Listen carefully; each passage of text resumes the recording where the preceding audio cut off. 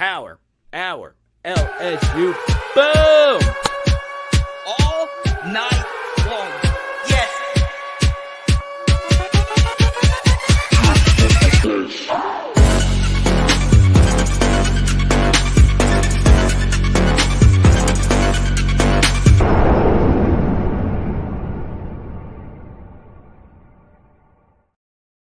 Let's freaking go. Jayden Daniels versus Jackson Dart. Is this the actual best quarterback battle of the season? There are quite a few of them, as throughout the SEC this weekend, there's only SEC on SEC action. We'll talk a little bit about all the games that are happening, but to start things off here, I truly do believe that LSU has the better quarterback in this matchup. And I understand that Jayden had a tough first half versus Ole Miss. It did help that Brian Thomas Jr. and Malik Nabers made some absolutely incredible plays. It is going to be interesting to see how the LSU defense performs, but for the most part, this is a quarterback's league. This is a quarterback sport. And I do think Jayden will be able to do enough for LSU this next weekend to actually go in there and win the football game. And look, sometimes it's not necessarily about who you are as a quarterback, but who is surrounding you. And I feel as if at this point, when you look at this Ole Miss offensive line, they are not the absolute best. When you look at Jackson Dart, I don't necessarily view him as a creator. Yes, is he probably a smoother thrower of the football than Jayden Daniels? Probably so. But what I can also tell you about Jackson Dart is I don't feel he is an out-of-structure quarterback. I feel as if he is a guy that really has to work within the confines of the Lane Kiffin system. And I do think this offensive line, yes, they went up against the best defensive line probably right now in the SEC, that is Alabama's. But the truth is, I feel as if LSU's defensive line is also very good, and I think they could have a big day versus Lane Kiffin's offensive line, even though the LSU defense overall isn't having their absolute best season right now. So obviously, so much of this matchup this weekend is going to be made of one quarterback versus the other. But as always, there is more to college football than when it is just one quarterback versus the next. Okay, we say hi to Big Al. We say hi to Cliff, Skipper, Dexter, Bayou Bengals. We're all in this thing today. Let's freaking go. Now, next thing I want to get to, the wild Lane Kiffin stat. I actually pulled it up. I referenced it over the past couple of live streams, and even Blake brought it up last night when I was on with him yesterday. Okay, here you go. From Shehan Jayaraja of CBSSports.com, Lane Kiffin is 1-19 as a head coach against Power 5 opponents who won at least 9 games. Let me repeat. Lane Kiffin has only won 1 game versus a team that ended up winning 9 games or more on the season, and that was all the way back in 2011 when he beat Oregon while he was at USC. Okay, so the truth is it true that Brian Kelly hasn't been the absolute strongest in big games? Is it true? Yes, it is true. And I think Brian Kelly would probably tell you the same thing, that he wishes he could have been better in big games. But this is also true, okay? I don't trust Lane Kiffin in a big game. I just don't. And, you know, when you really start to pick apart the Lane Kiffin tenure at Ole Miss, you begin to start seeing the lack of big wins on his resume, okay? Now, something else you see here, this is one of many predictive analysts that I love. This is Parker Fleming also known as Statso War, one of the favorite analytic accounts in the college football world. Right now, Ole Miss is a 3-point underdog. That line has since moved to 2.5. But on this graph, you're going to see +3. And Parker actually has Ole Miss as the slight favorite in this matchup. Now, there are a bunch of analytics on here, a bunch of advanced stats. I'm not going to go through what all of this means, but it is going to be interesting to see. A lot of people don't put their predictive analytics out just yet. We'll talk about the SP Plus predictions on tomorrow's 6 p.m. live stream. And don't forget, Tuesday, Thursdays, 8:15 Central, Wednesdays at 6 p.m. Central. And your boy might be on the road this weekend, okay? Let's some more details on that coming up. And I'm really, really, really going to need you guys to support me, right? If you truly do believe in what I'm doing, if you truly do believe in my vision for one day getting this thing on a national level, I'm really going to need your help over the next couple of weeks, okay? We got to keep growing this thing. Now, I understand that there are so many different things that LSU football is dealing with right now. There are some recruiting things going on with LSU football right now. Obviously, when the season goes on, I could honestly care less about recruiting until December actually rolls around. But the truth is, there is a big-time recruit in Terry Bussey making his decision later this week on where he might commit. But we are almost to the finish line, of course, in December when everybody signed, seals, delivered their futures, or should I say their immediate futures in all of college football. So there you go. Now, I have touched on everything that I wanted to touch on at the beginning of tonight's live stream. You also see in the thumbnail image Harold Perkins tackling Jackson Dart, right? That's an iconic image. I even bought an autographed photo of that, of Harold Perkins making that play and the stare down. And I actually got it for my dad for Father's Day last year for my guy, Ty Christiana. I'm a huge Harold Perkins fan. I don't think anyone here disagrees with that. What I will also tell you, though, is up to this point, this hasn't been the same type of Harold Perkins season as we saw last year, okay? He did make some good plays in the Arkansas game. He did have that good sack at the end of the first half. I do want to see him just playing the jack on the line of scrimmage more often. We can get into what the rotation should look like with him, Braden Swinson, and Ovia Gufu. Obviously, Harold Perkins is playing a lot of like traditional, but not quite traditional linebacker. He's playing the nickel or just a traditional outside linebacker outside the box. He's been doing that a lot lately.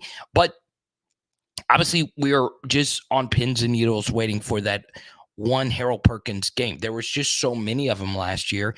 And I wouldn't say he was just awful this past week, but it wasn't a great grade for me from Harold Perkins. And I think some of it is he just hasn't quite gotten comfortable in what LSU wants him to do at this point. And it also kind of goes along with what Brian Kelly preached about the LSU defense. They need to do a great job of just doing their job. So obviously those things need to come together for LSU to get to where they want to be. Now, I'll also mention this. As you can see, I'm wearing my LSU Women's Final Four t-shirt from when I was there in Dallas for when LSU cut down the nets. Big shout out LSU Women's Basketball. Great showing for their free practice. Over 2,000 people. That's absolutely crazy.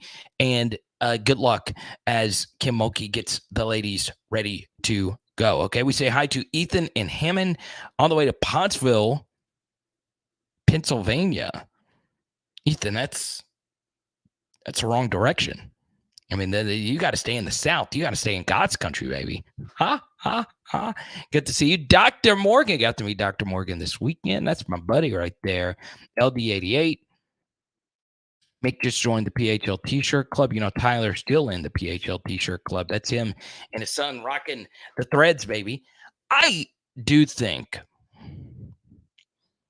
more pressure is on Lane Kiffin here. I really do believe so. I understand that more people would feel that for Brian Kelly, that the pressure is on him. I do think it's not even close between the two schools who this is a bigger must win for. Okay. I think undoubtedly it's Lane Kiffin and Ole Miss. Here's the thing if you're an LSU fan, okay? You can lose this game and your future still stand in front of you. You can, right? As long as you win out, your destiny is more than likely still in your control, okay? And this is why. Georgia is still on Ole Miss's schedule, and Ole Miss has to go to Georgia later this season. Ole Miss already has one SEC loss to their resume, and at this point, we're probably going to need to beat Alabama and Tuscaloosa anyway. So, as of right now, I do think for LSU, you look at this game, obviously, when it comes to the playoff, you don't want to have two losses. There's not been a two-loss team that's gotten into the playoff. But I do think with how wacky the SEC season is and how crazy the college football landscape is right now, I'll say it once, I'll say it again. I think this season will end up being one of the top 5 seasons in college football history. I really do think so. There is that much chaos surrounding this sport right now. There is a plausible scenario where Washington has a chance to win the college football playoff this year. So I'll tell you this right now. I think more of the pressure is on Lane. This is a game that they absolutely must win. If they don't, they are out of the SEC race altogether. If LSU doesn't win, their destiny once again is still in their control. Now, obviously, if you were to lose a game, if you're LSU, you would probably prefer to lose the Missouri game, as crazy as that sounds, because that way you truly do control your own destiny, because they are in the East and you are in the West. So take that for what it's worth. But you don't want either one of those games to be lost. Now, one final thing here, and it's a very minor thing, if you ask me. I don't think this changes too much, but Ole Miss did lose a key player tonight, Michael Trigg, a tight end out of Florida who went to USC originally and now was with Ole Miss and had a pretty, I feel, good role with this team.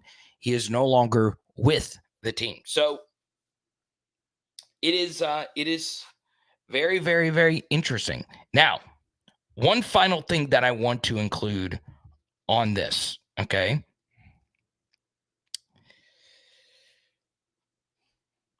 This has been confirmed, and this just happened just a few seconds ago from Brad Logan of Ole Miss.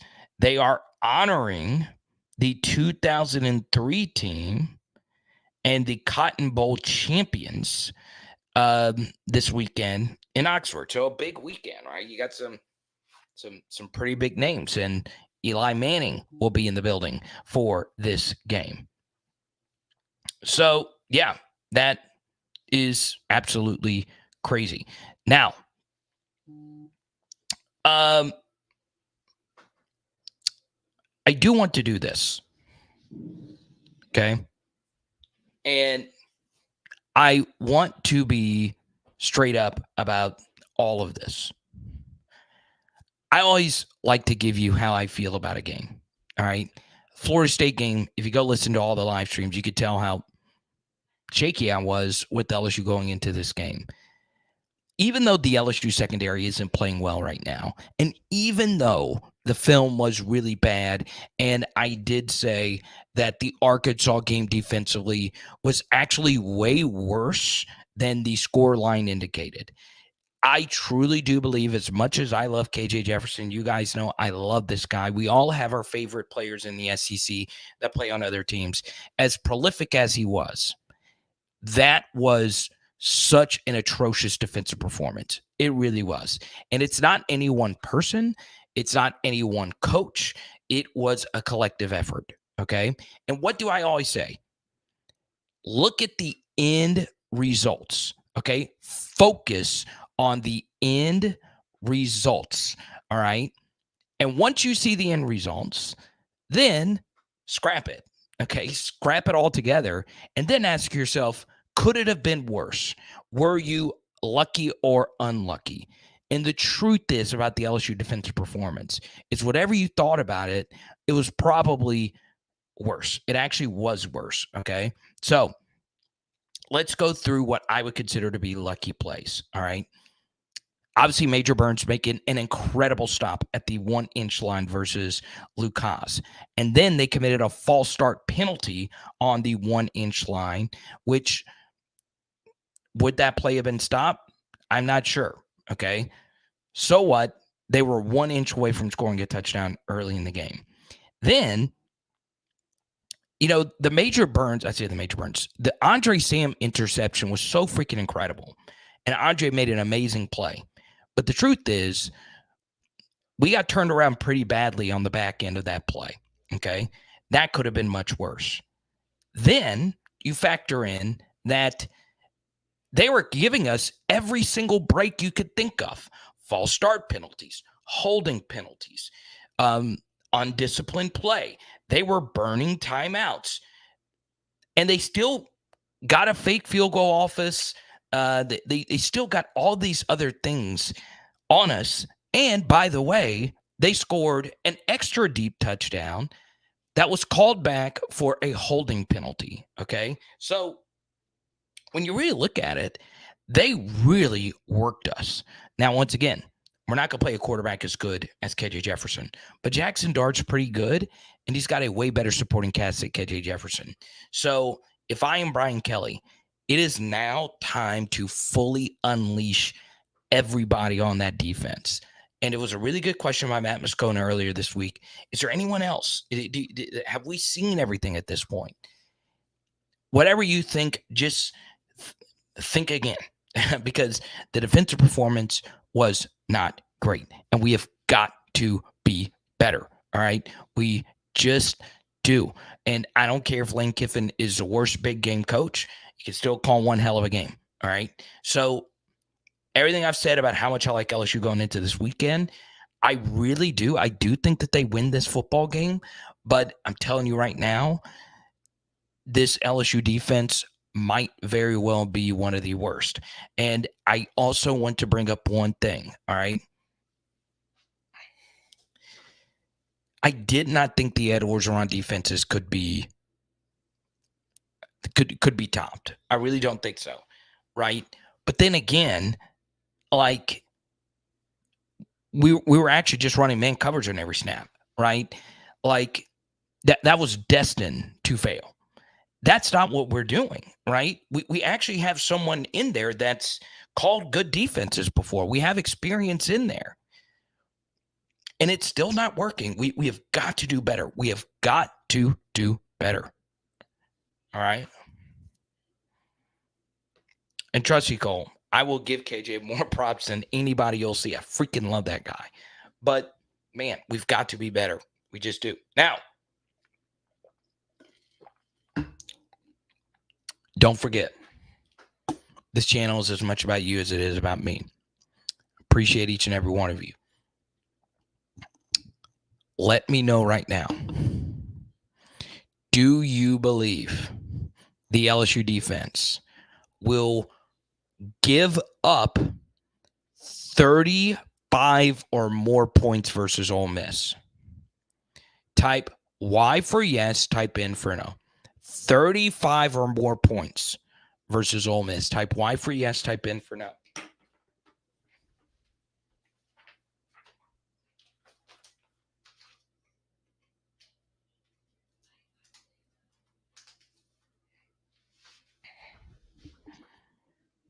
Oh, wait, hold on. Hold on. Is he in here? Did he sneak in here? I know we got a bunch of people just crawling on in here. Uh-oh. The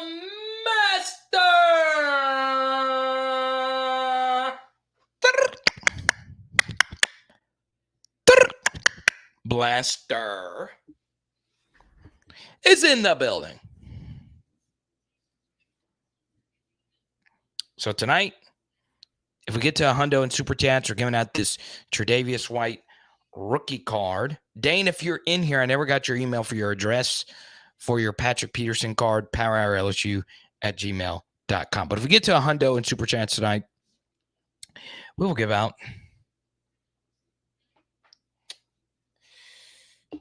the Trey White card.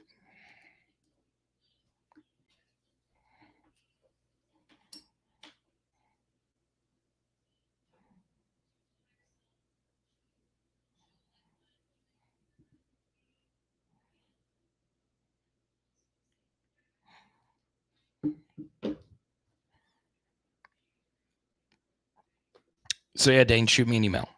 powerhourlsu@gmail.com. Now we'll take a look at the poll question tonight.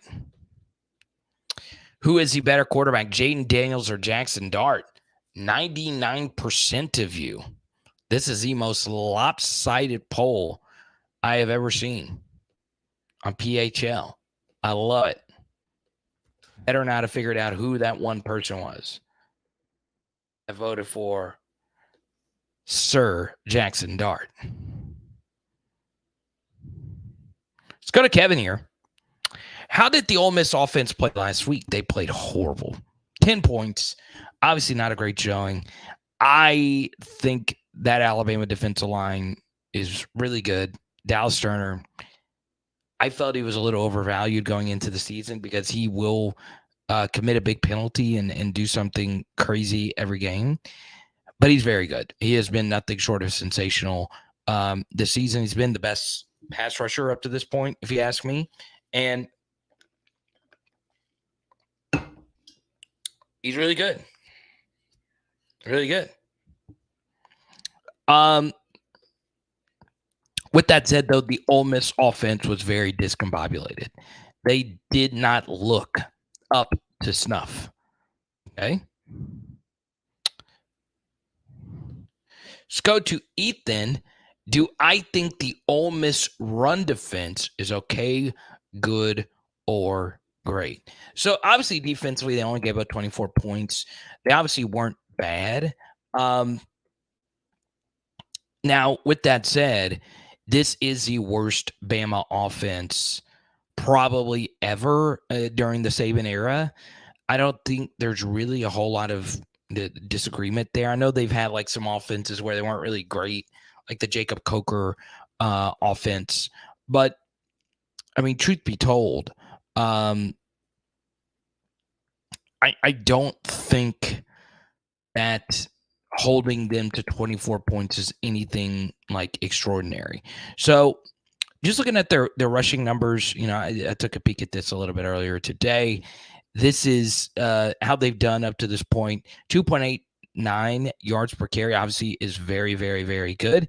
And you go down here, we are the SEC's worst at defending the run at 4.37 yards per carry. And as you can see, it's not even close. It's not even close. And could you imagine if Rocket Sanders actually played in this game this weekend, the Arkansas running back who is really freaking good? Yeah, 4.37 yards per carry obviously is not that great. But what I do want to show you here is so far, this hasn't been the Quinshon Judkins season that we all expected.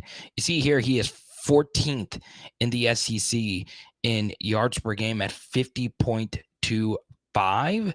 And that obviously isn't all that great, where, you know, Missouri's Cody Schrader is the SEC's leader. Now, once again, this is a really, really small sample, and Judkins is obviously the guy. Now, you take a look at this, Jackson Dart. He actually is a really good runner, 4.98 yards per carry, the quarterback. But then you go to here, Logan Diggs, in only 3 games, 84.33 yards per carry. And if you actually sort it by average yards per carry, Logan Diggs is 4th in the SEC up to this point, and Caleb Jackson is actually 17th. So I think those guys are the guys that should be getting more touches. So, you know, Ethan, their run defense is fine. I don't think this defense is bad by any stretch of the imagination. I think it's pretty clear that this defense is better than our defense up to this point. Very opportunistic. Obviously, got some turnovers in that Tulane game, some of which were a little fluky, if you ask me. But overall, this defense under first-year coordinator, the guy that came over from Alabama, Pete Golding, they've been okay. They've been okay. So up to this point, they're fifth in the SEC in yards per play at 4.61. All right. Danny with the super chat. And she'll send me the question here in a second. Thank you so much, Danny, for the super. Let's go to Ethan. Adding to that question, is Diggs going to have a great day with rushing or maybe even Jackson? Yeah, you look, one thing about Lane Kiffin is his defensive lines at Ole Miss haven't necessarily been bad. They haven't necessarily been great. I think for me, LSU's offensive line is clearly the best offensive line in the West up to this point. Texas A&M's had issues. Alabama's had issues. And look, we've had issues. But our offensive line is playing by far the best. They had another really good game this past weekend versus Arkansas. It helped when you had really good freaking play calling to go along with it. It helps when you have really good skill position guys. And honestly, it helped getting Mason Taylor back. So, I feel as if at this point, the running backs for LSU are going to have phenomenal days going into this next weekend. And that's a good thing. When you're on the road, you want to be able to run the football. But at the same time, the biggest thing, Ethan, is getting those explosive plays down pat. I went and peeked at JAYDEN's throwing chart this past weekend via SEC StatCat, and its ADOT was well over 12. Now, it does help that he had receivers running open, and it does help having those guys to get open. But at the very least, JAYDEN is taking more shots down the field, and that in and of itself will help the running game. Ole Miss historically has had defenses that really love to play back. They like to play, 3 safety looks. Obviously, that has changed some now that Ole Miss has gone to Pete Golding. So yeah, it should be a good day on the ground for LSU. All right. So let's go to Danny Girl's super chat, and then we'll go to Dane. And Danny pretty much says, at one point, do we have an honest conversation that our current defense is not championship level and is a bigger concern than we want to believe? Yeah. Good to see Jason in here tonight as well, along with Dane. And we're going to go through every super chat. I really do appreciate all of you. Danny, it's really bad. I really do think so. One of the best things about going to a game, all right, just to give you a little behind the scenes here, going to a game is really hard. Okay, you look at all these other, post-game shows, they don't go to the games, right? If you do, you honestly have to start it like an hour or so after. So for me, go to the game, leave the game, then, go do a show from Cliff's apartment. And I love it. I love going to games. The best thing about going to a game is you do get a better look at the game compared to staying at home. Because staying at home, you can't really see everything. When you go to the game, you're able to see the safeties at all times. And so I was able to film, and I more so filmed the offensive stats because it is a more important side of the football. But, I filmed a good bit of the defense. And I was honestly just perplexed, Danny, at some of the things that we were running. I really, really, really was perplexed. And to go along with that, I'll tell you this. We have got to get better at just doing the little things right. And I know I've said that a bunch over the past couple of days, but I feel like our defense is just lacking, not only in the play calls, but just the players themselves, just some common sense, right? We have got to be smarter. We have got to also be more physical. We got to tackle better. Honestly, everything at this point, we have just got to be better. And going into this year, we knew the defense was going to be a bit of an issue. So right now, Danny, we're not playing championship level defense, and that's just unacceptable. It really is. Let's go to Dane's super chat here. Thanks for the PP7 card. Sent you an email. LSU should give Ole Miss a heavy dose of Diggs and Jackson behind Campbell. That will open up the passing game. Yeah, it does help when you run the football. It does. Now, Dane, it honestly also comes down to the looks that are given to you. Okay. Look, Arkansas decided to play a lot of conservative, too high looks. It also helped Dane that Arkansas secondary played horrible. They were bad. In the previous games, they had not been as bad as they were versus LSU. I think some of it has to do with the talent that we have. But they did miss a lot of tackles that they probably should have made, or at the very least put forth a little bit better of an effort. But yeah, we need to keep that running game going, and we got to keep feeding Logan Diggs, right? We just do. Like at this point, the only running backs I want to see on this field is Logan Diggs, Caleb Jackson, and Will Campbell. Okay, now. This was a part of the PHL Discord and the PHL Patreon. We do grades on every player. Tonight, tomorrow, you'll get my full LSU versus Ole Miss preview with some extra analytical kind of things that, we go over. Once again, you get that if you're a member of the Patreon, patreon.com/LSU football. And, you get the grades, and my lowest graded player on offense last week. And it wasn't necessarily a grade on him per se, but it was John Emery, right? And I understand John didn't really, get an opportunity to play a whole lot. It's just the plays that he was in there for, the offense stalled. We did not really have any successful plays when he was in there. It just kind of disrupted the rhythm. I didn't like the red zone play calling when we gave him 2 carries in a row that basically went nowhere. At this point, it needs to be Logan, Josh, and Caleb from this point forward. I still think John could give us something. I do like that we tried to get him on a wheel. He has a really good receiving back out of the backfield. And Mason Taylor was wide open. JAYDEN undershot him. It was a very good play designed by Mike. But, I do think the running back rotation needs to be those 3 guys at this point. And I would actually prefer Noah Kane at this point. Let's go to Jason Super Chat. Weeks will be the next Devin White at LSU. The kid is an absolute stud. Yeah, to say the least. I mean, he is so freaking good. They even put him in front of the media.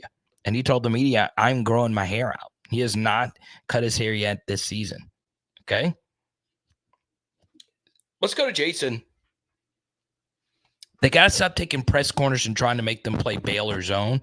Let them play press on the outside and play too high and drop the nickel.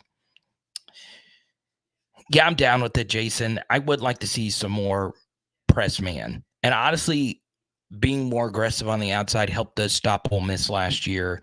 They just kind of picked us apart when we were just sitting back. So, yeah.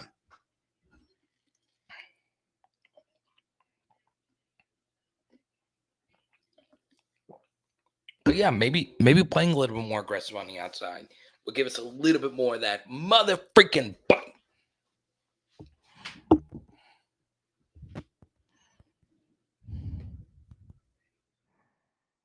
Micah in Elkhart, Indiana.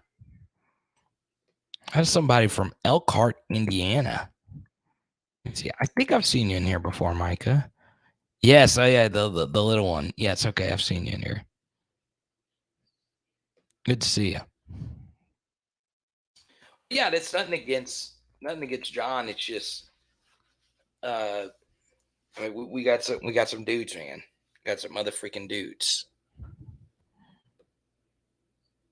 Sam, well, what's up, my brother? Good to see you. Now, next thing, and we're gonna get to more of your super chats and comments. I want to go through some of the grades and how I, get to the point about certain players. Okay. I always ask myself, how much production changes if this player is off the field, right? So at this point, we can go out there and win a game without Will Campbell at left tackle. We can. It's just highly unlikely, right? Because he is such a big piece, right? And I think at this point, there are some players on this team that have become so good that if you take them out or if they make a mistake, it drastically changes the outcome of the game, right? And right now on offense, those guys are Will, Emery, as in Emory Jones, Will Campbell, Emory Jones, JAYDEN Daniels, Malik Nabers, and Brian Thomas Jr. And now I have put Logan Diggs into that category. He has been exceptional. It's not just that he ran through Grambling. It's now 2 games in a row where he has provided a lot of juice for us. And look, he's doing all the little things right. He is an experienced high IQ football player. And at this point, we lose something when he's not out there. Okay. Now, Josh is still very good. Caleb Jackson is obviously very talented and has the highest upside out of anybody. Might have the highest upside out of anybody on the offense. He's really that talented. But Logan has kind of put himself in that realm, if you ask me. So, yeah, I've got to be real here. Logan's been that great. He really has. And defensively, to go back to Jason's super chat a minute ago, I am not sure if I'm ready to take what weeks off for Omar Speights just yet. I think you kind of have to keep him in there. And I understand you want to keep that experience from Omar Speights. You want to bring some of that back into the defense. But it's clear at this point that Witt has been the more impactful player, and he's also been a very good blitzer for us. He has done a really good job generating pressure. Now, I have a few things that I would like to see defensively done, and we'll talk more about that tomorrow, okay? So there you go. Let's go to Show Enough, one of our many patrons. What's the word on Quincy Wiggins?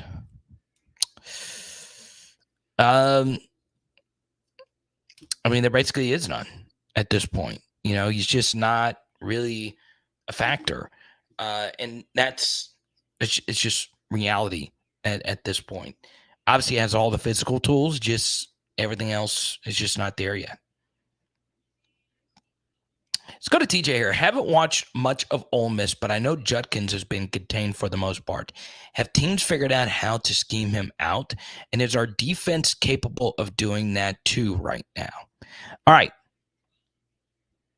No, TJ. More so for tomorrow, we'll start getting into some scheme things that I would like to see LSU potentially do. But let's do this, okay? Let's have a conversation about Quinshon Judkins. Now, going into the season, there was, a big debate about who is a better running back, Quinshon Judkins or Rocket Sanders. And it's clear Quinshon had the better season than Rocket Sanders. But one of those two things that both of those guys had in common, TJ, was they carried the football a lot last year. We're talking 25 to 30 carries, quite a bit for both of them. Okay.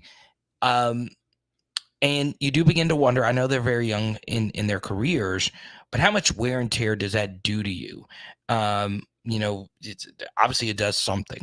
But the one thing both of them have in common, TJ, is their offensive lines just aren't as good as they were the year before. Now, Arkansas's offensive line is just god-awful. And Ole Miss's offensive line is just not that great. They're just not. They're really, really, really struggling at this point. But some of it, TJ, is, and look, this will come off as super bias because, I'm a JAYDEN guy and I'm a KJ guy. I just don't see what everyone else sees in Jackson Dart. I just don't. Now, I said that about Will Rogers, and that turned out to be true. Obviously, Will played a little bit better. He put up a lot of numbers, but his QBR is still in the 50s. But we shut him down. Now, Jackson Dart, I think, is better than Will Rogers. I think he plays in a better system than Will Rogers. But, I think Jackson Dart's a good quarterback. I'm still a little shocked Spencer Sanders didn't beat him out.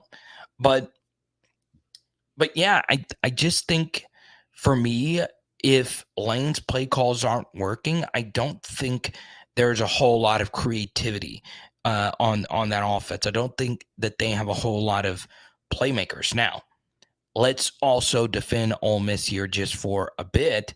This is a little unlucky if you're LSU. Ole Miss has also been very banged up, right? They haven't had Zachary Franklin, the transfer from UTSA. The Harris kid from Louisiana Tech transfer has been very unhealthy. I'm pretty sure he played versus Alabama this past weekend. But yeah, and also, the play calling hasn't been as good. Now, I will also say this to defend Ole Miss. Last year, they had one of the softer schedules to start. This year, they've had one of the tougher schedules to start with, the week 2 game at Tulane, week 3 against a sneaky Georgia Tech team, and the week 4 versus a pissed off Alabama team. So, yeah, I mean, that doesn't mean that they can't go off versus us. And look, maybe Jackson Dart goes off versus us because everybody's going off versus us. So, yeah. And look, there's also the injury, right? Him and Rocket have both been hurt. I mean, take that for what it's worth. They toted the rock a lot last year. A lot.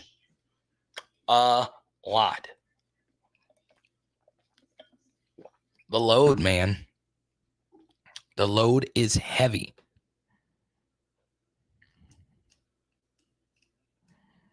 Okay.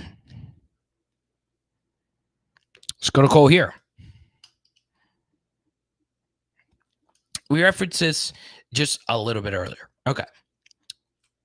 We're not likely to see any other players on the field this year. What do you make of that, and how do those players take that? Okay. So it was a very good question, but it is also something that is a little bit more ambiguous, if you ask me, because Brian Kelly could say, hey, for instance, let's just say Ryan Yates starts this next game. Well, that's obviously a shocking change, but that isn't, Brian Kelly lying to, because he has played some. Okay. The staff really likes Ryan Yates. They really, really, really do. He came from a really good high school football program in Geyer, Texas. He played a lot of corner in high school, not so much safety, even though he's more of a safety. And he played in a good defensive system. Okay. So let's compare that to someone like Javian Toviano. All right. My biggest knock on him was they had a lot of just coverage bust, right? There was a lot of bust in their system. And obviously, when you get here, you have to play more coverage, right? I mean, block. When you do this, you have trolls. I want to see more of both of them. I really do. I would like to see more of both of them, but at this point, I think you would see more of Yates. The Ashton Stamps hype is kind of withered here a little bit. You do have to wonder, is it something health related? Is it whatever? I like Ashton Stamps a lot. And I know the one player outside of Quincy Wiggins that gets brought up quite a bit is LaTerrence Welsh. Why isn't LaTerrence Welsh getting a chance to play? I saw him in the spring game make a few plays. I don't know. I really, really, really don't know at this point. What I could tell you, though, is, the special teams reps he's gotten this year haven't been the cleanest. We brought that up in film studies at this point. I would like to see him get some run. I don't understand what you have to lose at this point. The guys that we have now are getting beat. Why not let them play? I do think Zy Alexander, you got to roll with him at this point. Yes, it wasn't a good performance from him because the big explosive touchdown was on him. But I think he's your best corner now. And, I would like to see LaTerrence get his chance opposite Denver Harris. So, yeah, I think I'd like to see it. Now, I understand there's some of you saying, well, can we move this person to nickel or that person to nickel? Well, here's the issue with the nickel is it kind of doesn't exist as an every down role right now for Matt House. Now, why doesn't it exist? Well, it's because Harold Perkins is playing the nickel right now. Even though he's not a nickel, he is a linebacker. But in theory, he is playing the nickel right now. So right now, I think I'm about to give you the most cliche response you'll ever hear. There's a lot of square pegs and round holes here. And I do think when you look at some of Matt House's defenses at Kentucky, they were built differently. They really, really, really were. So there you go. Now, let's keep it moving with Danny Girl.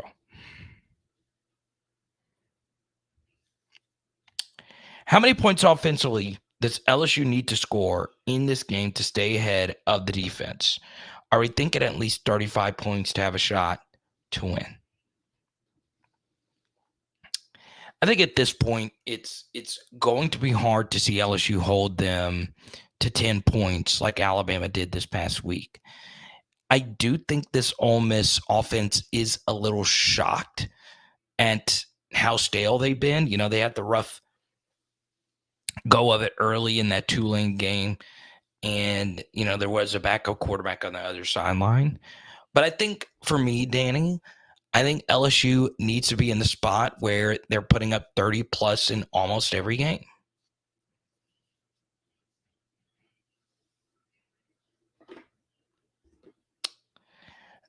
Let's go to Duke. So, Danny, I'm going to go with LSU's putting up 35. Yeah, exactly what you sent me in the text. I'm nervous about the kid Ole Miss that's spying Milroe. He could cause us serious problems for us. Ironically, his last name is Perkins. Yeah, look, here's going to be the hard thing about going up against Ole Miss this year. Okay. There are a lot of eyeballs that have already been on LSU on that sideline, right? You have Lane Kiffin, of course, who has coached against LSU this past year. And then you have, Pete Golding, who coached against LSU, but in a different setting. So I think they'll collaborate on what they need to do with our Perkins. And I also think Pete Golding is a far superior defensive coordinator than the two that we have faced more recently.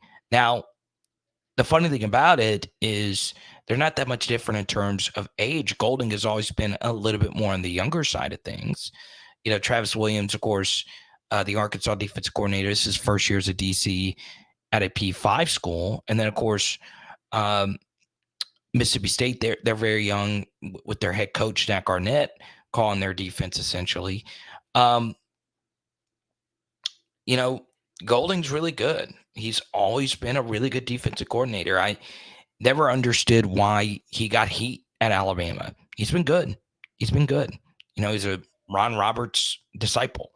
So, he can coach. So I'll tell you this, though. The difference here is Milroe isn't good. JAYDEN Daniels is good, right? Milroe can't really throw. And it's not that Milroe doesn't have an arm. It's just there's not much nuance to his arm. Jayden Daniels is a far more nuanced thrower. And I do think Jayden's a better runner than Milroe. I do. Like, Milroe obviously is more powerful, but Jayden, I think, is a more creative runner. And I also think this is a big difference. Malik Nabers and Brian Thomas Jr. are playing at a high level right now. Extremely high level. So, we'll see. And then, of course, a guy who was massive versus Ole Miss last year, and this was probably his best game outside of Alabama, was Mason Taylor. Mason Taylor had his career-long reception in that game, and he blocked really well. So once again, the defense scheme is different, but I think our skill guys are going to give them a little bit more trouble. And I think LSU this year has a better running back room than Alabama. They have a better quarterback room than Alabama. I think our offensive line is better than Alabama's. I think our tight end is better. I think our wide receivers are better. So I think we'll be in a little bit better of a spot. The biggest difference, though, is that we're going to be on the road. So we'll see.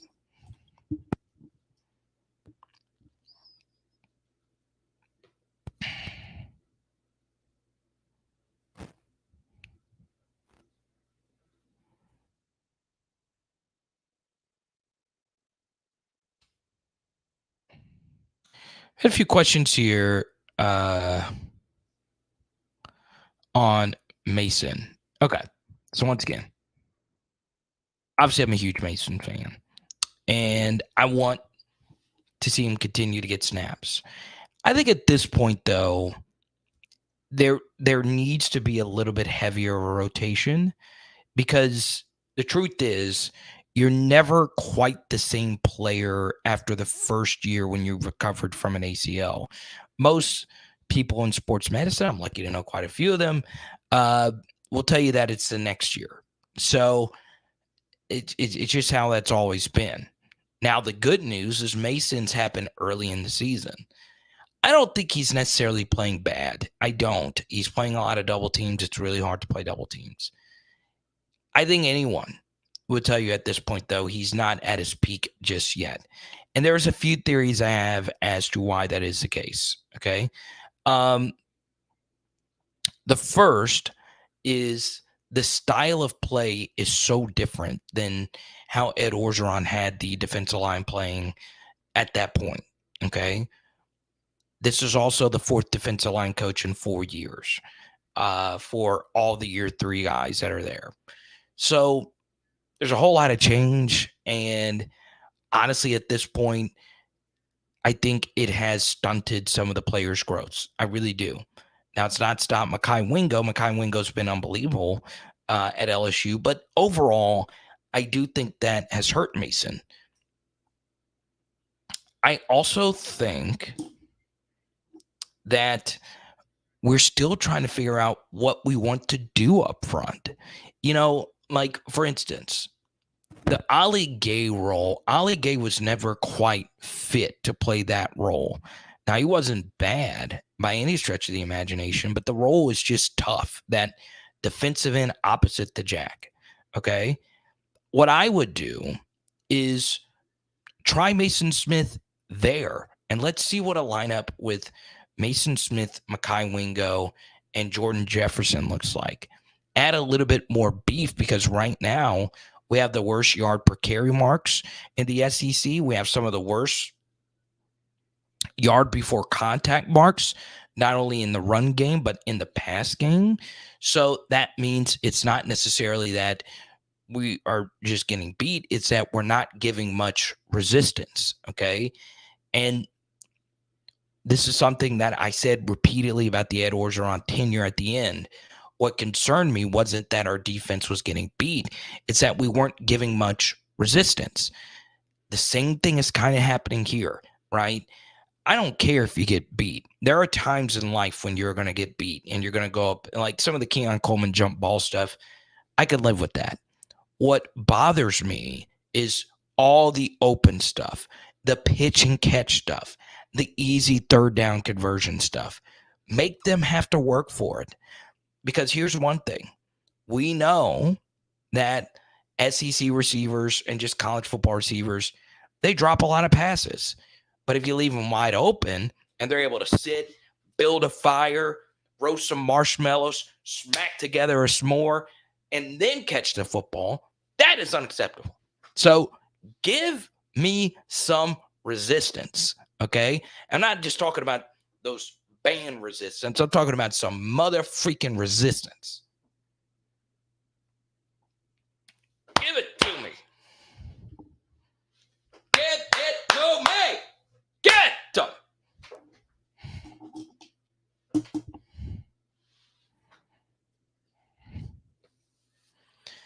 Give me some resistance.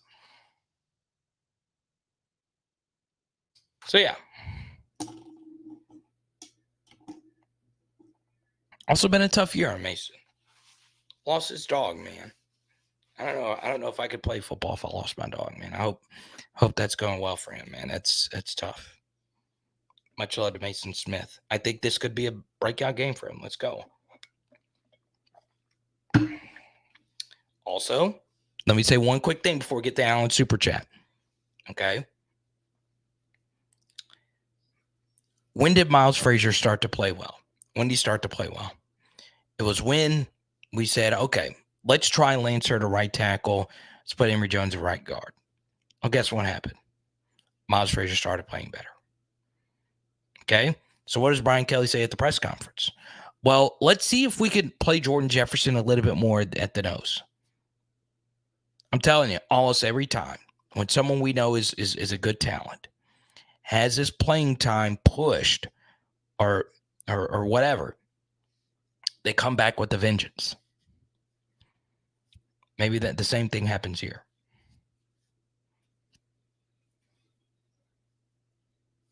Scott Allen, very good question.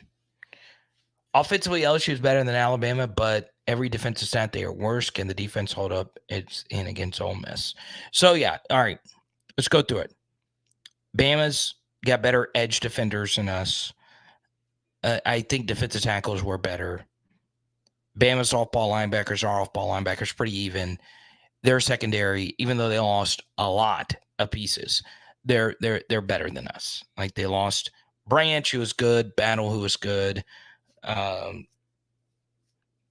Helms, who wasn't that good, but he played a lot, and they lost Eli Ricks, but they're still good in the back end because it's Saban. I don't think Saban's just ever going to have a bad secondary. He's the greatest secondary coach of all time. So they have Kool-Aid McKinstry and all those guys. So, yeah, their defense has dudes. Our defense has dudes, but they're not playing well. So can they hold up against Ole Miss? I'll tell you this.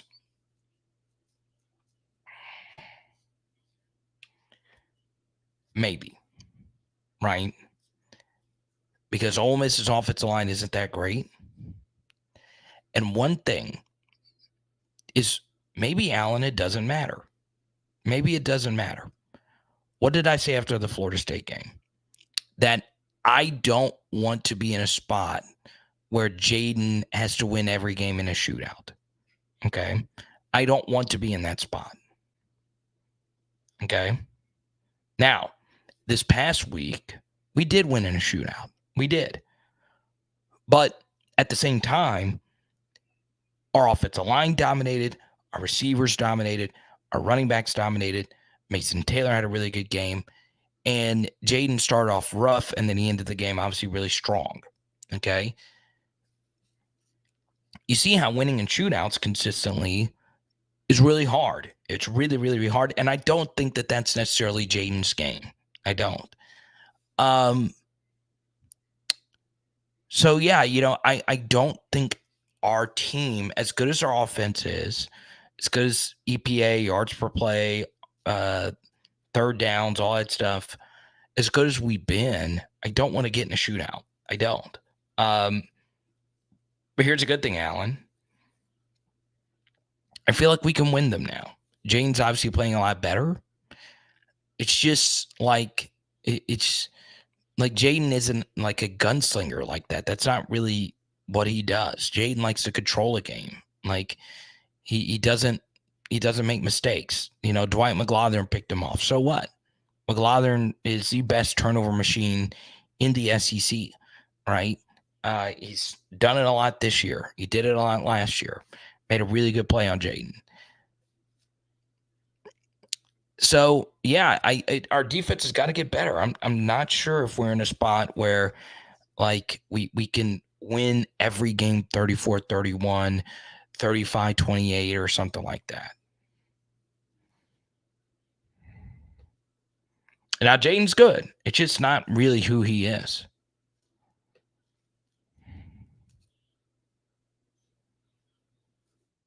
Jane says winning by 3 is a rule against Arkansas 4 straight years. He was excited about. Show enough wants to talk about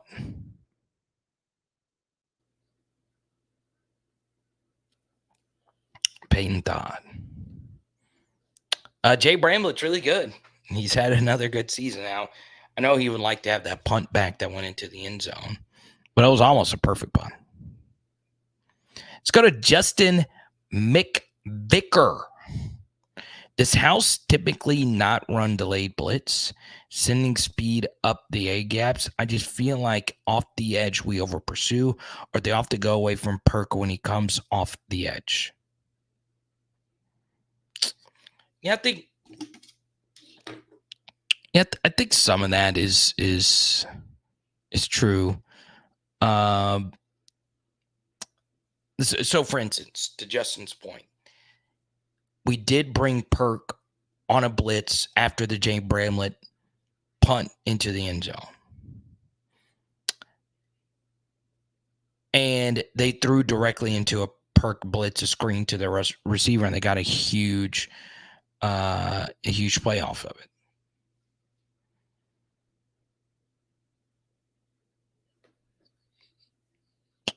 Dang, Dre.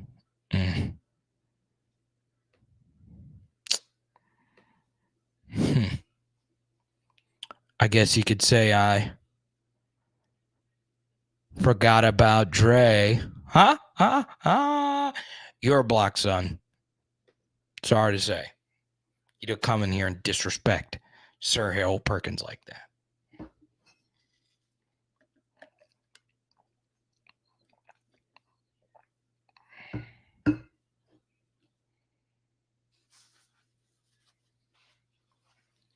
Simply wants some better DB play. I love it. Now let's see. Oh, dang. We're only about 25 away from the Trey White giveaway here. We're close. We are close.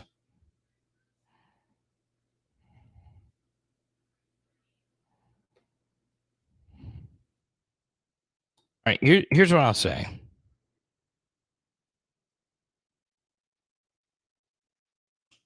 Let's everybody welcome Simple Country Lawyer Larry Guy. Everybody welcome Simple Country Lawyer Larry Guy. See you, Larry.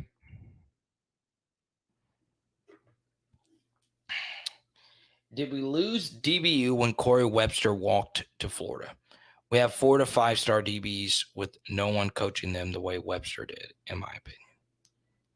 I am down for Corey Webster to come back to LSU, but then again, I think you're referencing Cory Raymond. They did have Corey Webster, though. They did have Corey Webster speak to the team before the season, and we tried everything at this point.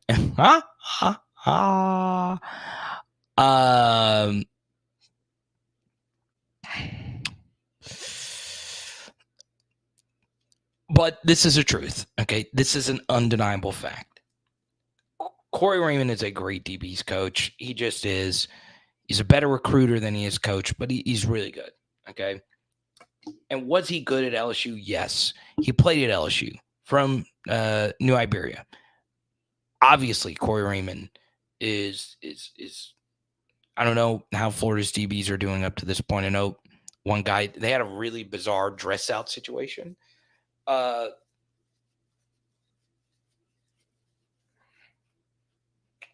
But I'll tell you this. I won't get into everything that happened during the Cory Raymond tenure, okay? Or how things didn't work out there at the end. Jared, thank you for the super chat. But I always want to answer first-timers' questions.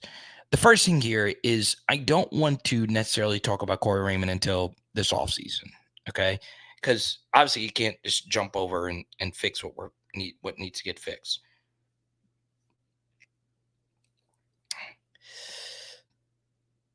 Our DBs regressed the last couple of years under Orgeron, and we ran man coverage on every snap. Now, it's not Cory Raymond's job, but I still have a lot of questions about how that all ended. But Cory Raymond was a really good DB coach. Obviously, Jamal Adams and all those guys still stoop for him, and he's good. He was good here. But it's ironic you mentioned Corey Webster. Corey Webster was a DB at LSU before Cory Raymond. Patrick Peterson was a DB at LSU before Cory Raymond. Tyrann Mathieu was a DBU before Cory Raymond. Cory Raymond started in 2012. Tyrann Mathieu, of course, didn't play in 2012. So DBU started before Cory Raymond, and hopefully it will continue after Cory Raymond. We had a really good secondary last year. This year our secondary isn't so great, and we have issues. We really do. Okay? But I do think we like to romanticize with the past. And I do think we think of like former position coaches being a little bit more influential than they actually were. Now, look, Cory Raymond was really good. But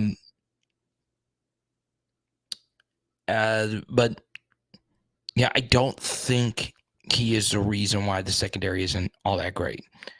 Now, how do I know that? Because Cory Raymond's secondary last year was not good. They just were not good. And I can't say really anything about Florida's secondary up to this point other than they have been way better. I think the young defensive coordinator they got, he's been really good up to this point. He has. He's looked pretty good. But I'm fine with not bringing him back. Garrett, thank you for the super chat. I really appreciate you. And let's keep it moving.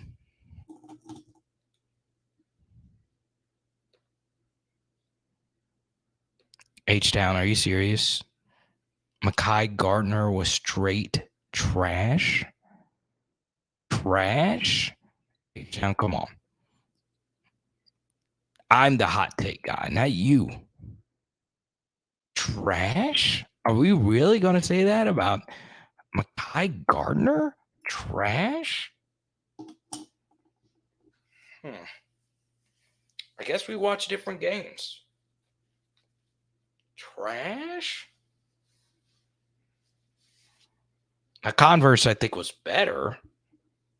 As an Alabama game will go down in history, but trash? Let's go to my friend and yours, Don. He said KJ Jefferson is his size played a role as to why there was a busted coverage and we just couldn't bring him down. I got it. I get it. Still got to bring him down, though, and we still can't have those explosive plays the way that they were. Come on now. Gardner was not, but was good. I'm not going to tell you. I'm not going to sit here and tell you, well, say he was Patrick Peterson. No, Makkai Gardner was not bad. I'm sorry.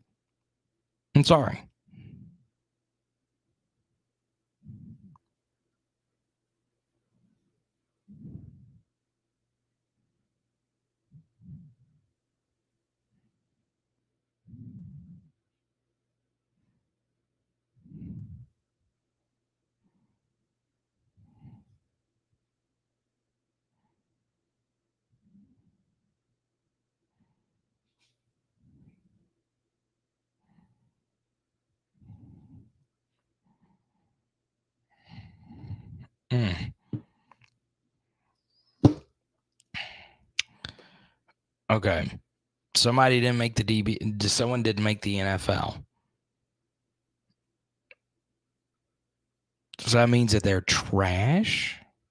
If you don't make the NFL? You're talking about a league where there's only 32 teams? Trash? I'm not going to do that. Not going to do that.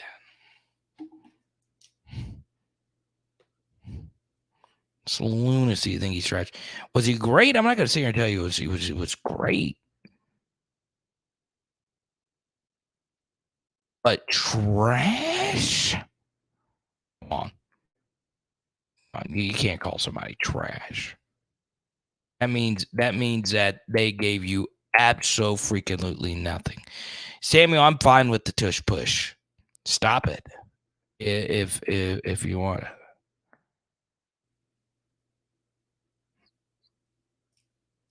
Okay.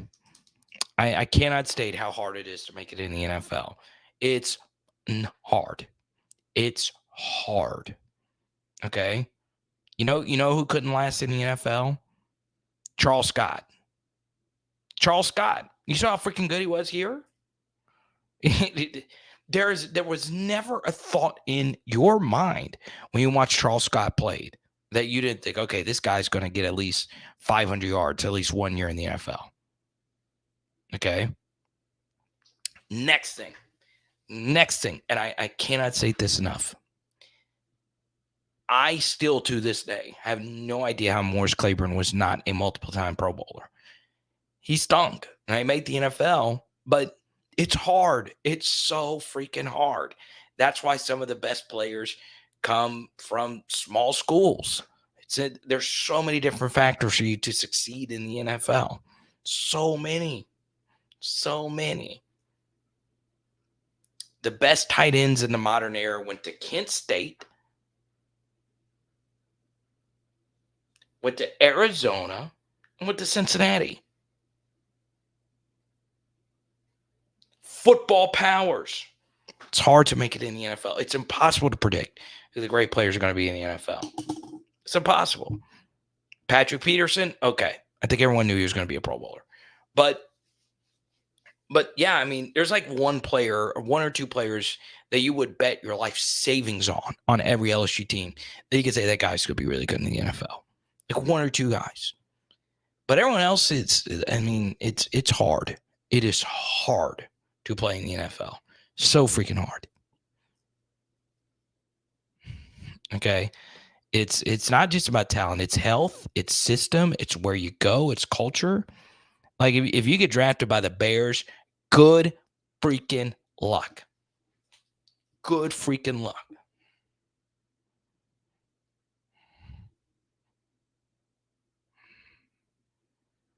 Good freaking luck.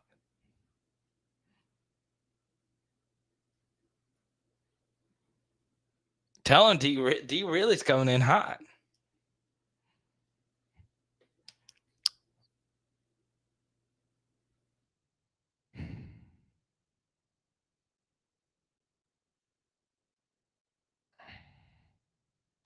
LDAA, we're working on it, man. Working on it. I'm still a lowly peon on the college football scale.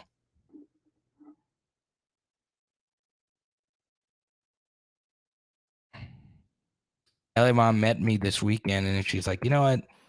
I'm just going to show up late at every other live stream. She was the first person there. Her and freaking Player X are in there chilling, got us a table. Branson Cat was there. And his lovely girlfriend had a good time. Speak of the devil, Pressure was in there. Had a good time, man. Had a good time. Jay Floyd wants to talk about JAYDEN Daniels in the NFL. I will not talk about that until later. Okay. I'm more worried about that. Obviously, I always have a policy. If you super chat, I'll talk about it. Obviously, there is a lot of factors when it comes to JAYDEN in the NFL. He will make a team, though. There's no doubt about it. Okay.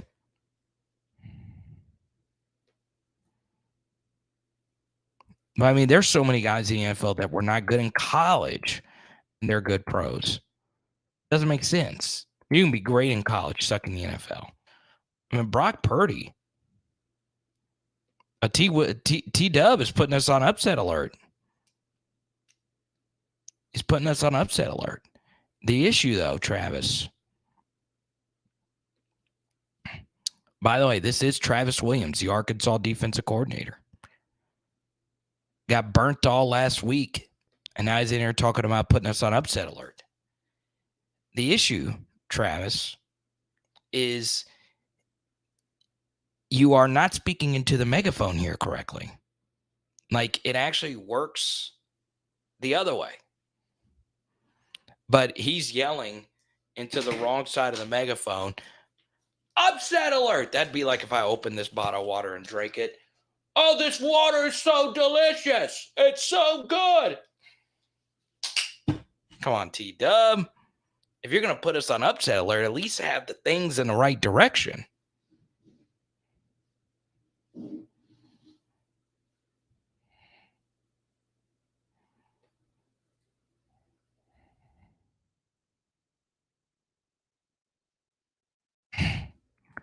Travis Williams went outside and stepped out and said, I'm popping this selfie and letting him know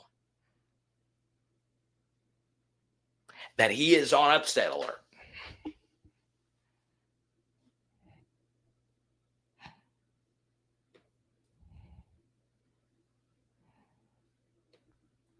Kiffin needs to chill with the Twitter talk. Yeah, that's a good one, man. That is a good one. Al Woods was very decent at LSU. Like, he wasn't bad. He wasn't bad, but he was fine. NFL. How many guys from the 07 team are still in the league? All right. I think Al might be the only one.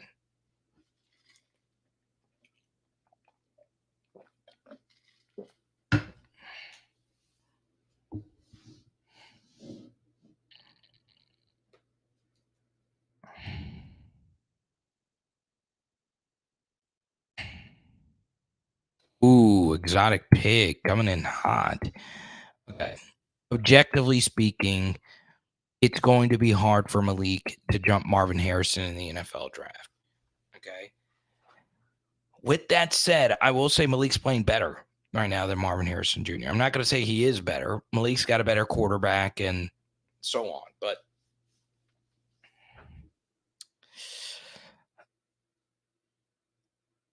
But yeah, I don't know. And I don't think this is and I understand. Yeah, LSU. I'm an LSU guy. I don't think this is the most scorching hot take ever. I don't. I really, really, really don't. Okay.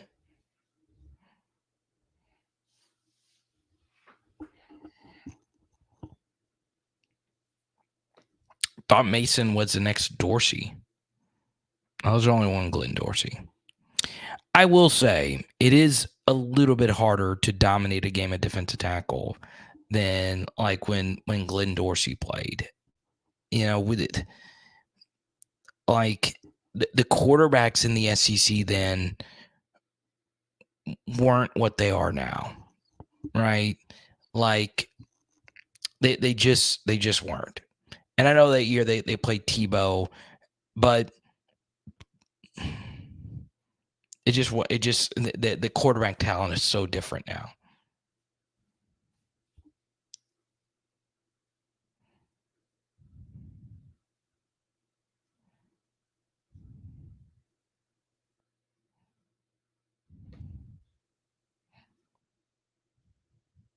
Oh, you went to high school in Malik, exotic pig? That's cool, man.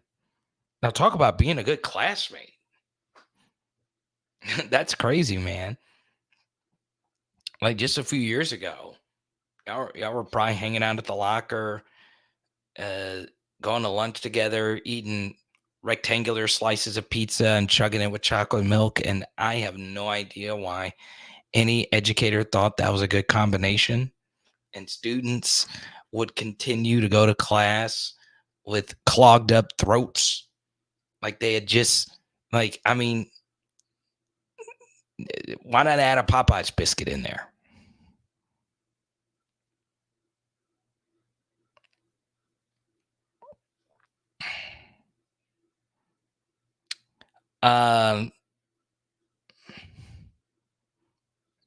But that's cool. I know Malik, if he was watching, be like, oh yes, my guy, Exotic Pig.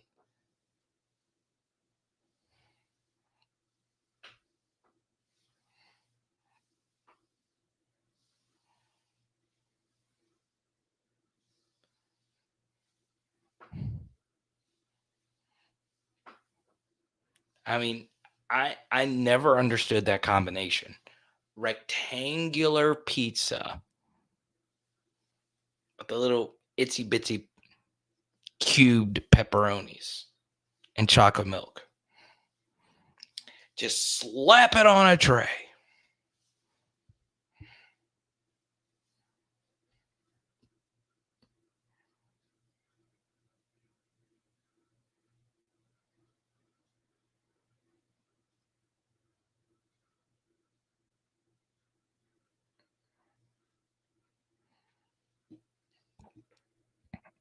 I'm still thinking about that combination. I don't know if I can. I don't even know I could do the rest of this live chat. Just a rectangular pizza, just slap it on a tray, and corn too. Oh man! And they had the audacity to give you napkins. Oh, and then you would eat that, and then go to recess, and be like, wait, you want us to go run after this? You want to? Oh man.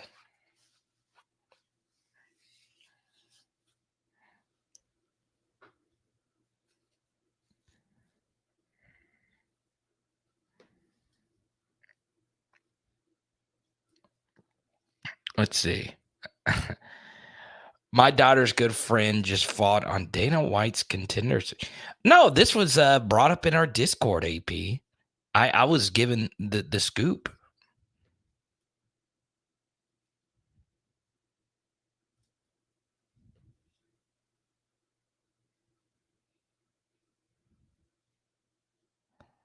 That's crazy.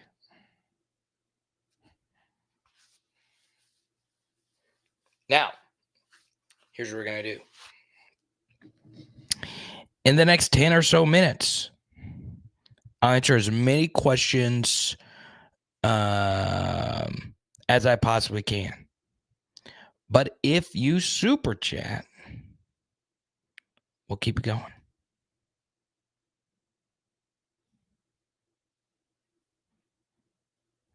I'll answer as many questions as we possibly can.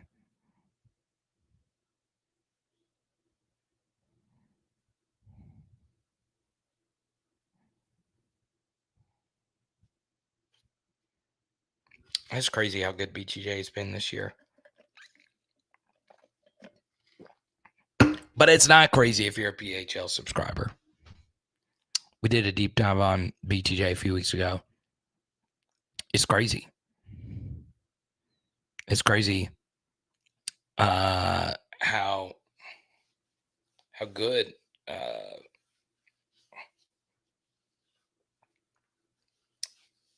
he's been.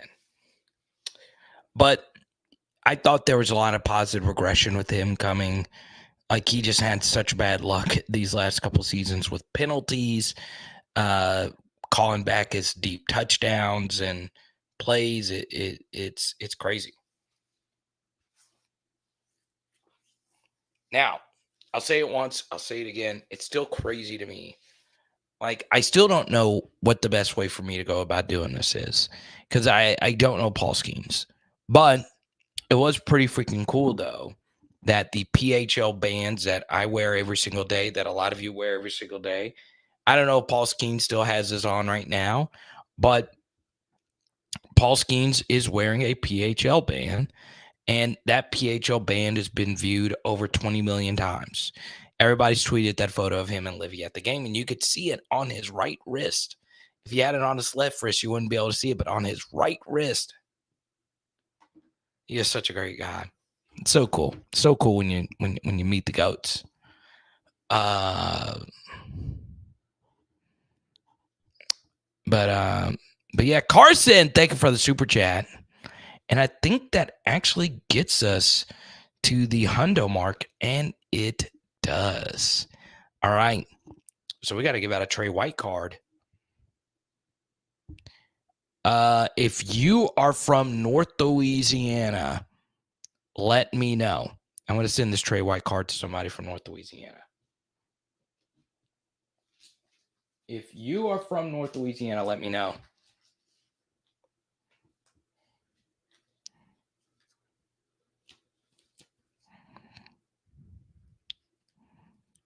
If anybody knows Paul Skenes, let me know.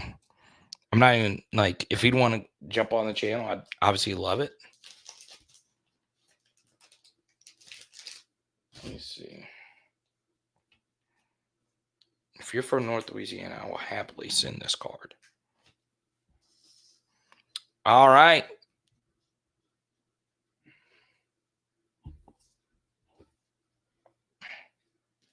So it looks like Tyler raised his hand. So Tyler, congratulations. You're getting a Tre'Davious White card.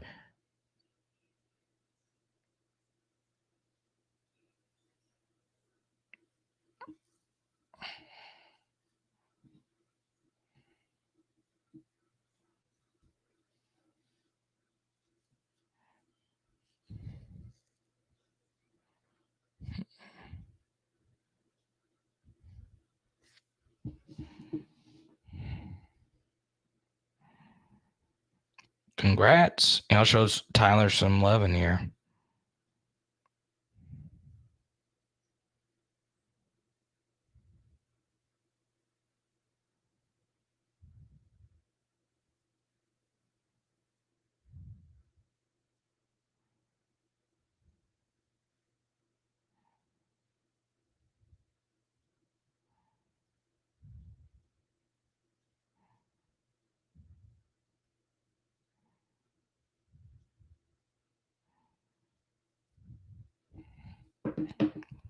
Oh, did Shonuff, are you from North Louisiana?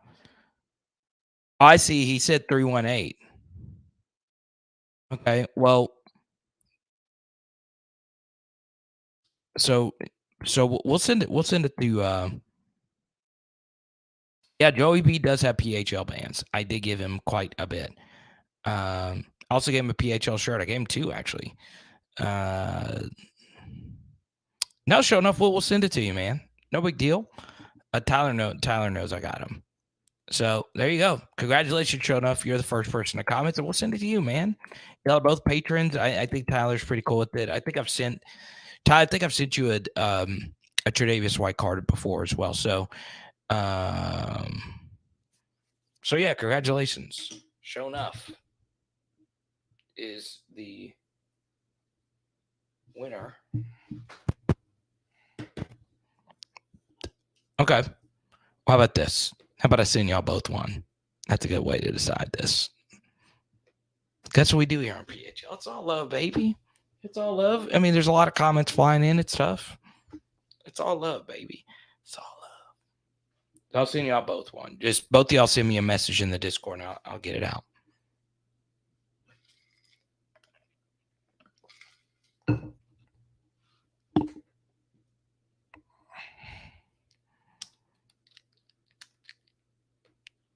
Now, Carson, you get to pick the next topic. Go right on ahead. I better think Carson. He was the one that got us over the hump.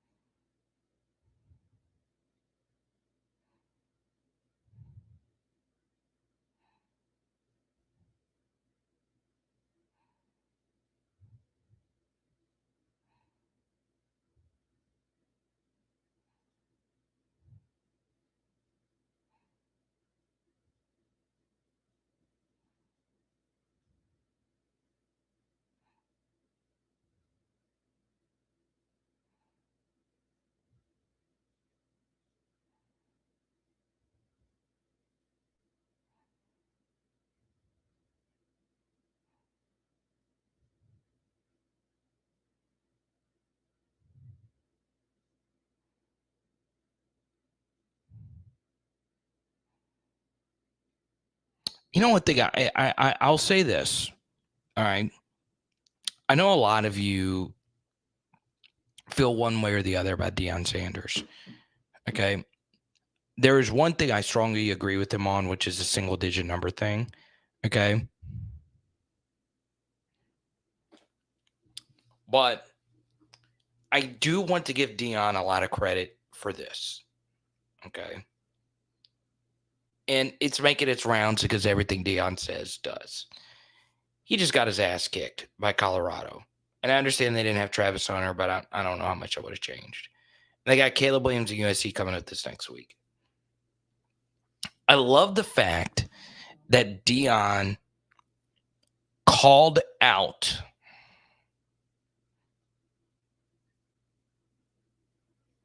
Kermani McLean, a 5-star corner. He straight up called him out and said he's been late to meetings, he's got to do the right things, and so on and so on. Okay? Freaking love it.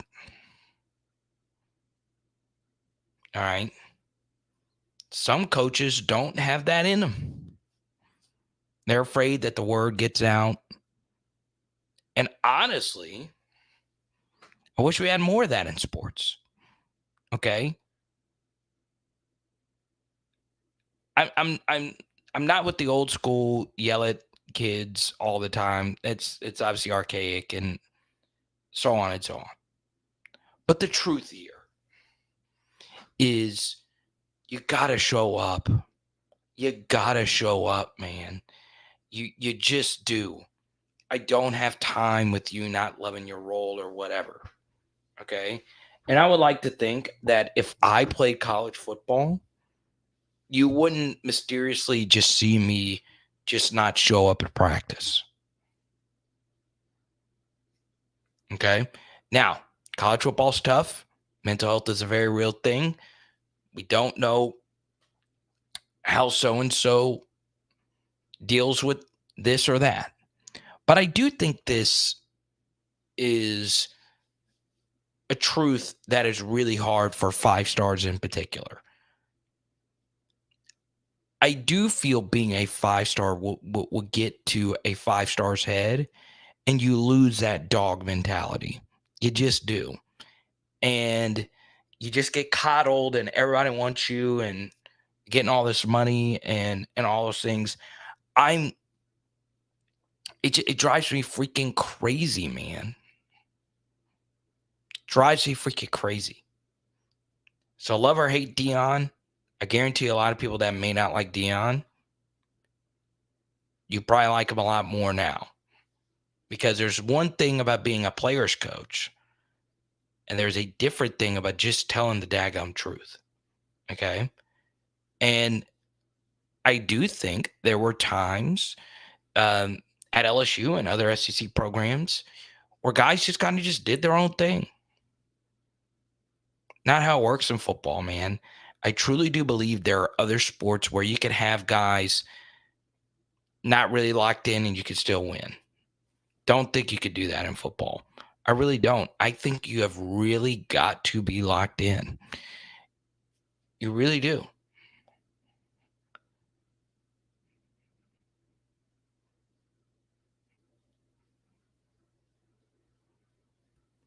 I love that Dion said that. I love it.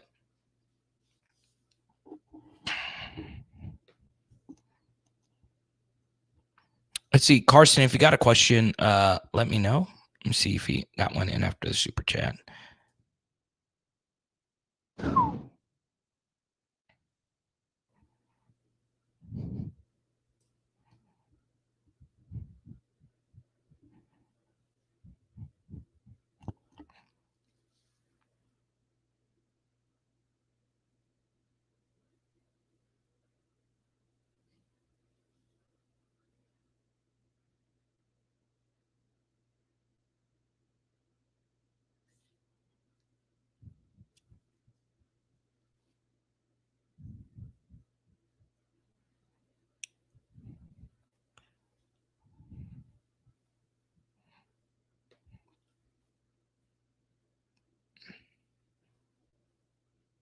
Kids are supposed to be yelled at, Carter. You could also get off my lawn.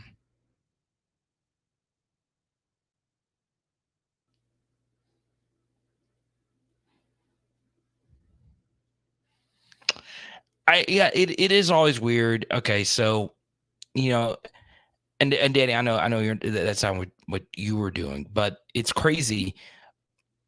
Every time I bring up something about like North Louisiana, it gets into the territorial thing. Like, what exactly is South Louisiana?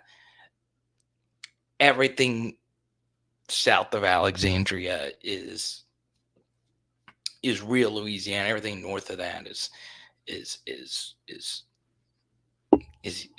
Yankees.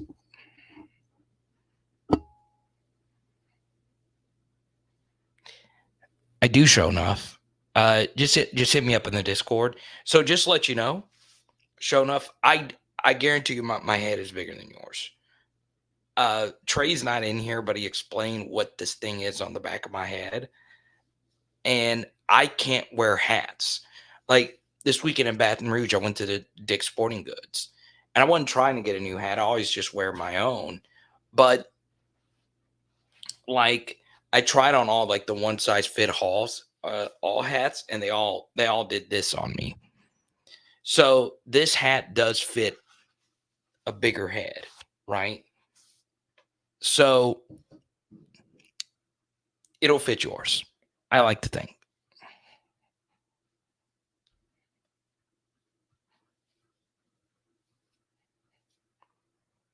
Our exotic pig wants to talk about PHL guest Jack Bech. I will always have a soft spot in my heart for Jack Bech.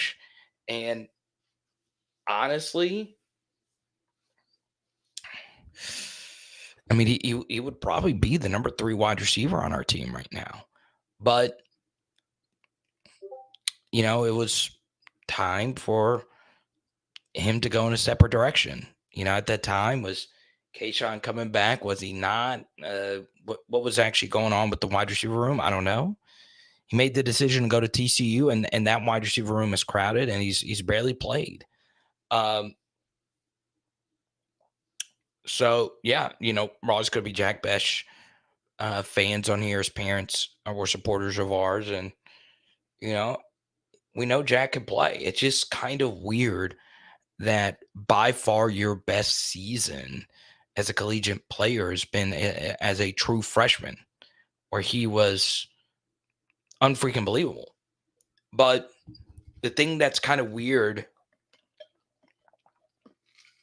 was he played tight end. He played a hybrid tight end for us.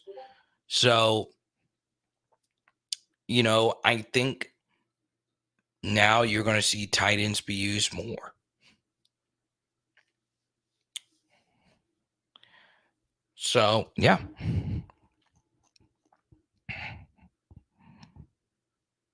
Oh, Billy, that ship has sailed, brother. it has sailed. Welcome, Mud Murrow. How do you feel about Zy, Alexander, Deuce, and Major? Should they start? Yeah, Zy definitely should. Major Burns, ugh. I think he should stay in. Deuce, I wouldn't mind seeing Zy and Deuce being the guys, but I don't know. That's what she said. Bigger head. Ah!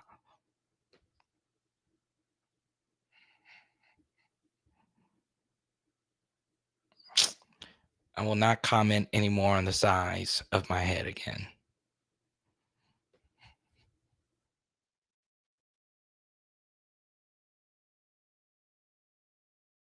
But yes, it'll fit your skull. It'll fit the thing that's around your brain. All the organs.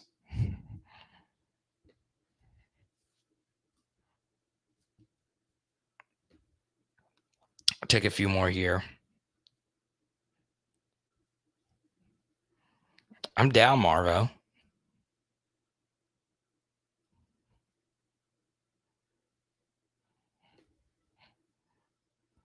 Oh, exotic pig. They're not even. There's the. No. My only thing about Garrett Nussmeier would be buy some Crocs. If he wears Crocs, he won't be in a Miles Brennan situation.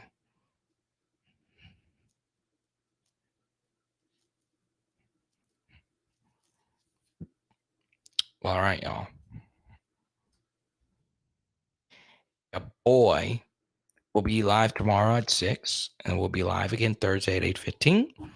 Don't forget, live stream schedule always stays the same: pre-game, halftime, post-game.